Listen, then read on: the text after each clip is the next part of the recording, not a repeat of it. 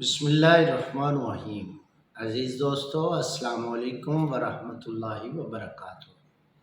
آج ہم آئے ہیں ایک نئے موضوع کے ساتھ۔ ہمارا آج کا عنوان ہے مسائل حل کیجئے، ان کی تشہیر مت کیجئے۔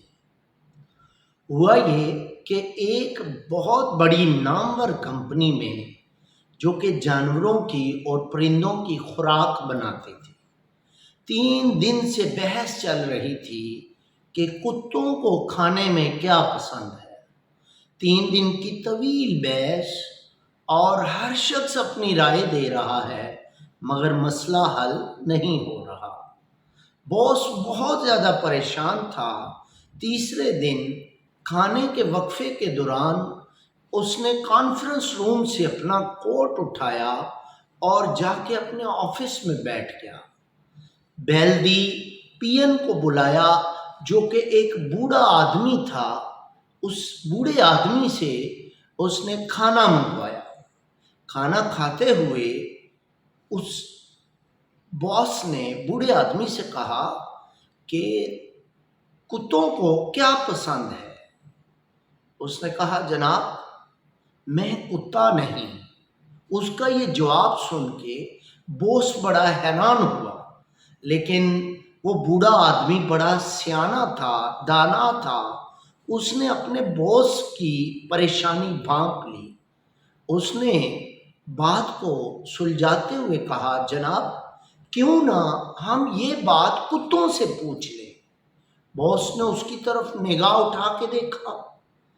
اس نے کہا یار یہ تو بہت زبردست بات ہے۔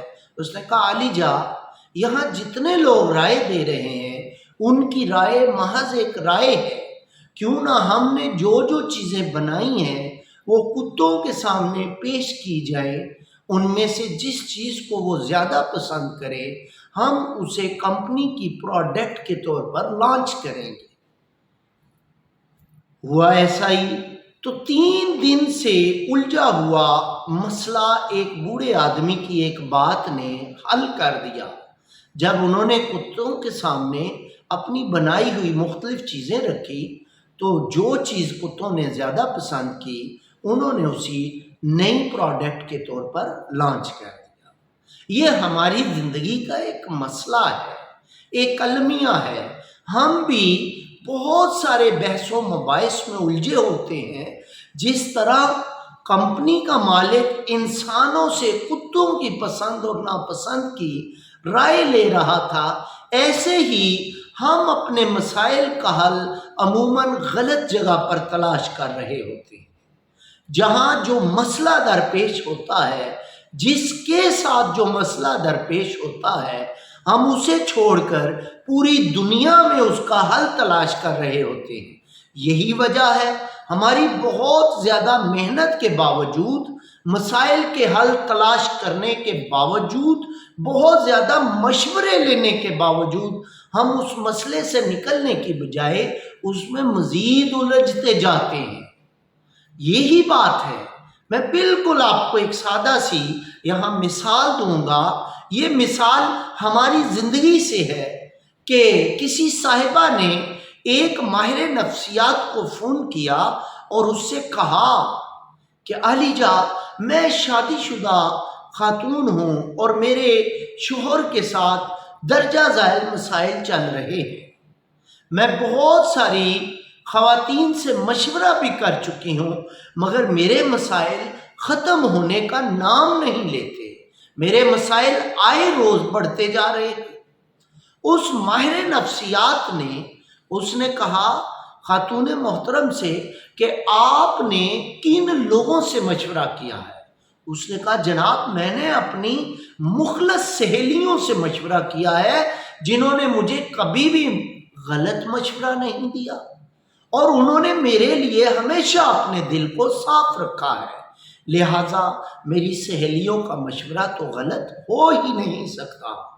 تو ان صاحب نے ان سے پوچھا میرا سوال یہ نہیں، سوال یہ ہے کیا وہ جو آپ کی سہیلیاں ہیں وہ بھی شادی شدہ ہیں؟ تو اس خاتون نے کہا نہیں جناب وہ تو شادی شدہ نہیں۔ تو جناب یہ ہماری زندگی کا مسئلہ ہے، ہم کیسے شادی کی زندگی کے مسائل ایک غیر شادی شدہ آدمی سے حل کروانا چاہتے ہیں۔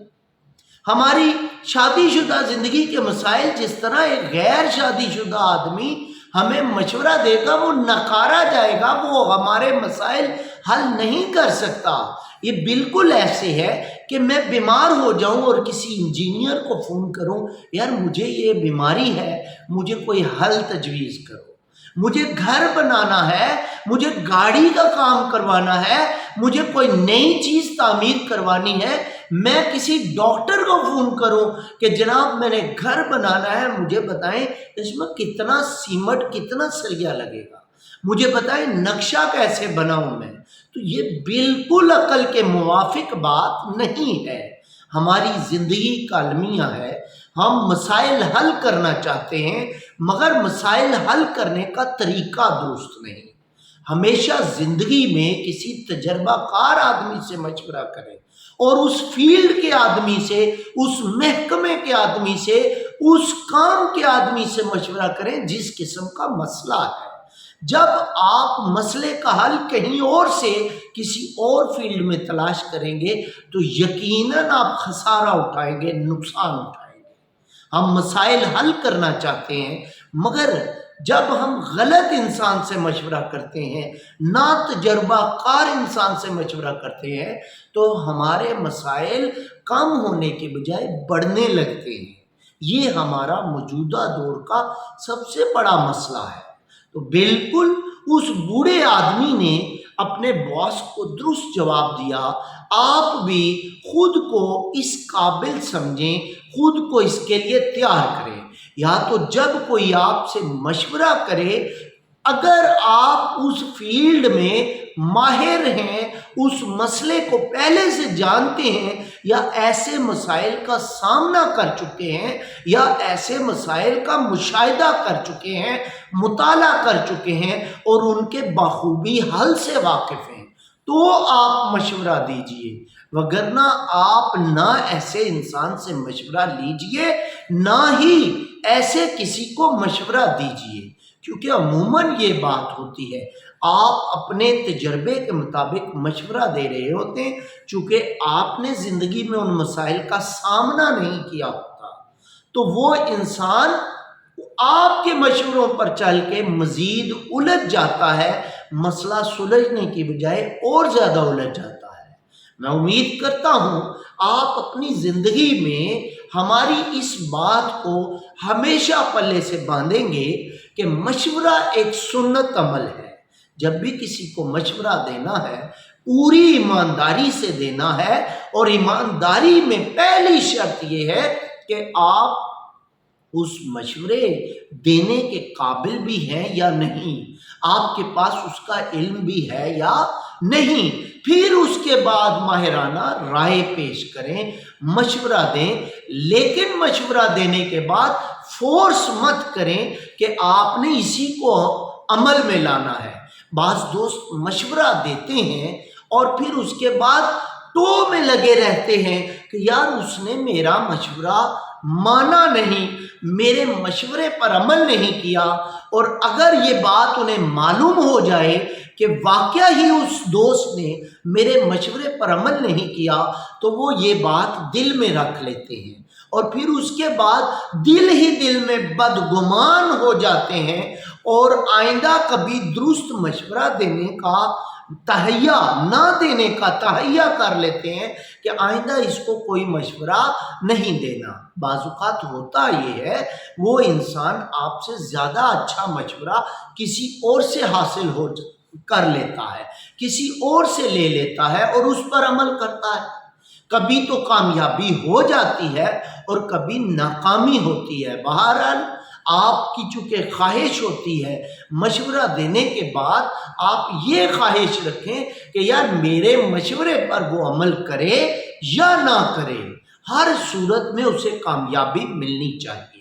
پھر ایک بہت ہی اہم بات کہ مسائل کو حل کیجئے، ان کی تشہیر مت کیجئے۔ جو کوئی آپ سے مشورہ لیتا ہے وہ آپ کو اپنا راز بتاتا ہے، آپ کو اپنا دکھ بتاتا ہے، آپ سے اپنا درد شیئر کرتا ہے۔ آپ اگر درد کا درمان نہیں بن سکتے تو خدا را کسی کے مسائل کی پبلسٹی بھی مت کریں، کسی کی پگڑی بھی مت اچھالیں، کسی کی عدم موجودگی میں اس کا راز فاش بھی نہ کریں، اس کی عزت کو داغدار نہ کریں۔ مشورہ لینے والا آپ پہ پورا اعتماد کر رہا ہوتا ہے۔